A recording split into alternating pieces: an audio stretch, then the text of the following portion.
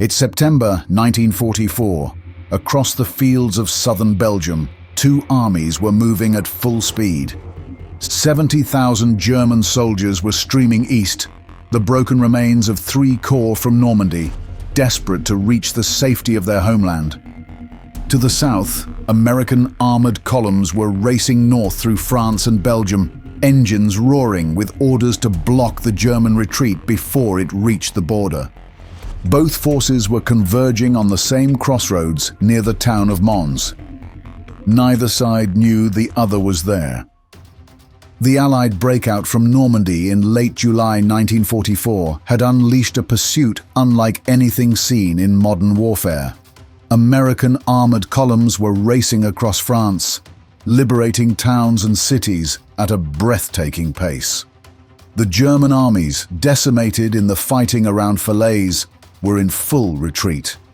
A US Army report described them as exhausted, disorganized, and demoralized. General Omar Bradley, commanding the 12th Army Group, saw an opportunity. On August 27th, he issued a bold directive to the armies under his command to keep pushing as far as they could until they outran their supply lines, to go as far as practicable. It was a calculated gamble. Drive forward relentlessly and reach the Rhine before the Wehrmacht could man the Siegfried Line defenses along Germany's western border. The US Army was perfectly suited for this kind of warfare. Its units were highly motorized and trained for large-scale mobile operations. The German infantry, by contrast, lacked motor transport and struggled to keep pace with the retreat. By late August, Hitler's forces in northern France and Belgium were falling back in complete disarray. But Bradley noticed something. His forces were moving so quickly that they were beginning to outpace the retreating Germans. If he continued racing eastward toward the Rhine, German units might slip through the gaps and escape. On August the 31st, Bradley made a critical decision.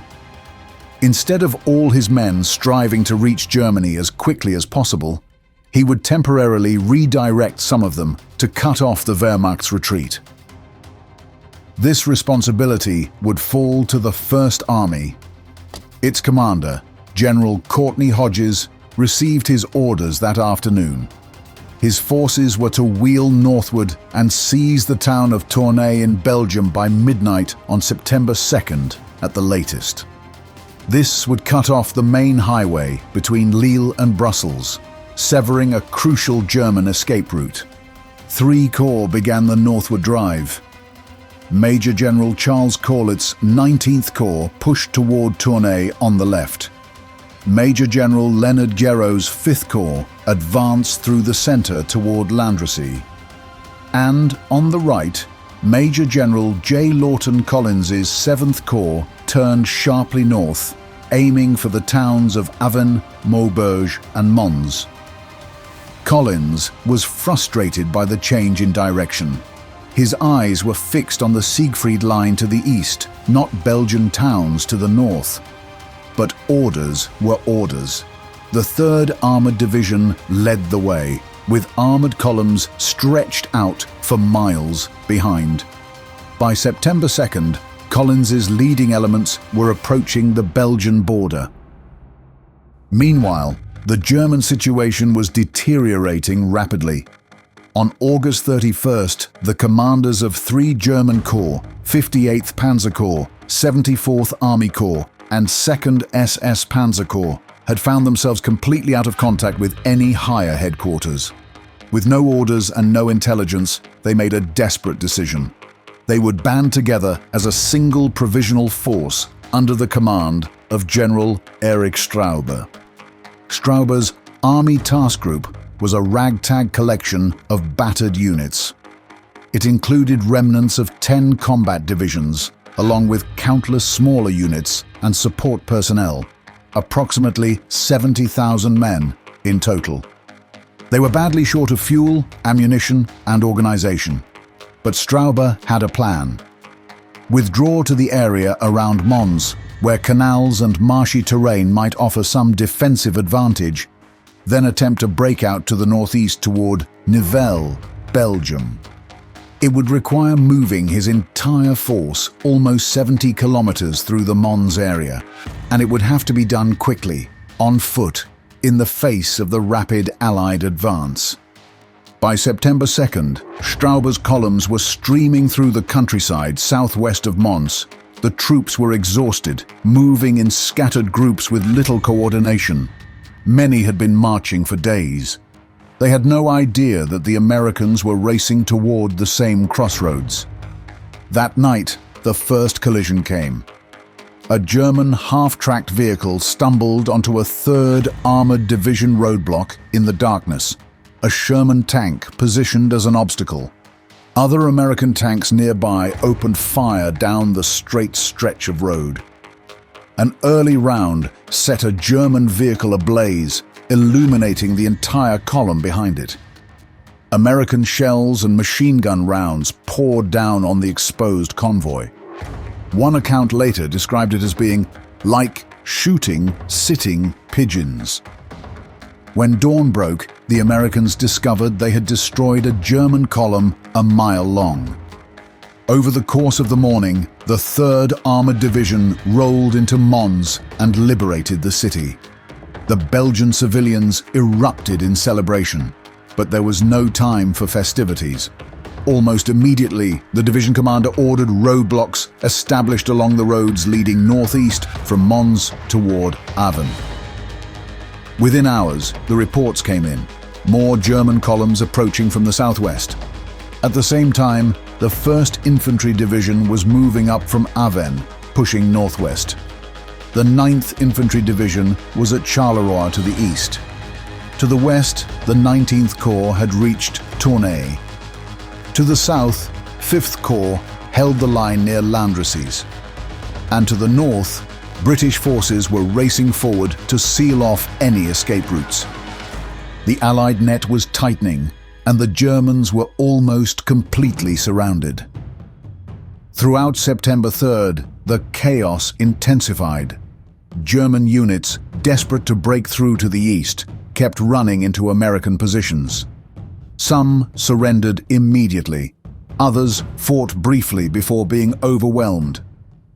The Germans were blundering forward with little ammunition, no fuel, and virtually no communications between units. A US Army report noted that encountering the roadblocks threw them into confusion. The fighting was often close and brutal.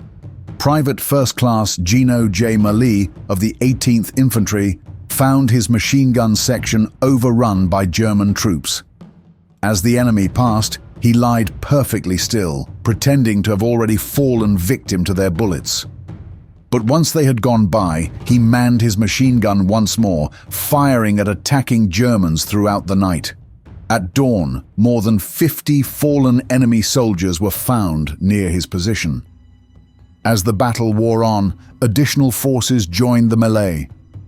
Belgian resistance fighters arrived to assist American troops in eliminating German positions and taking prisoners, while from above, the 9th Tactical Air Command descended on the trapped columns, destroying hundreds of vehicles and adding to the carnage below.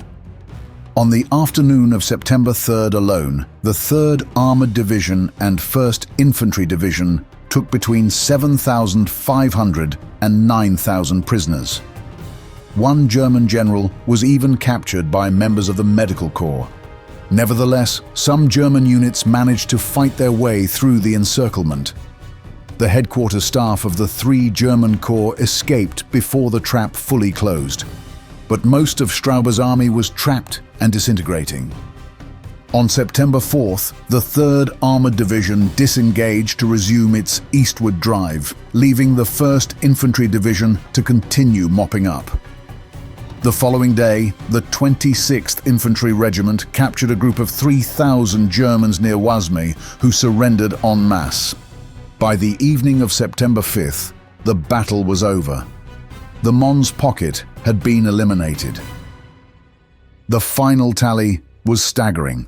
Approximately 25,000 Germans had been taken prisoner in the Mons area, more than in any other battle of the 1944 campaign in the West, except for the 45,000 captured in the Falaise pocket the previous month.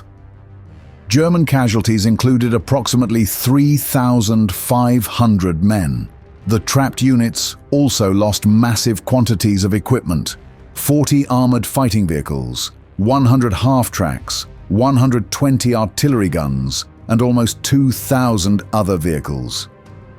For the Americans, the cost had been remarkably light. The 3rd Armored Division lost 57 men, while the 1st Infantry Division suffered 32 casualties with 93 wounded. Equipment losses were equally minimal: just 2 tanks, 1 tank destroyer, and 20 other vehicles. The victory opened a 75-kilometer wide gap in the German front line, clearing the path for the First Army's advance toward the Siegfried Line. On September 6th, General Hodges told his staff the war would be over within 10 days if the weather held. It was wildly optimistic. Logistical problems were already bringing the Allied advance to a grinding halt. Fuel shortages, stretched supply lines, and the difficult terrain ahead would slow the momentum. More importantly, as the German armies fell back toward their own border, they began to recover and reorganize. By September 10th, the Germans had rebuilt their lines from the North Sea to Switzerland. It would be March 1945, 6 months later, before the Allies finally crossed the Rhine. But while their final victory would take longer than imagined, the Battle of the Mons Pocket had shown that they were stronger than ever.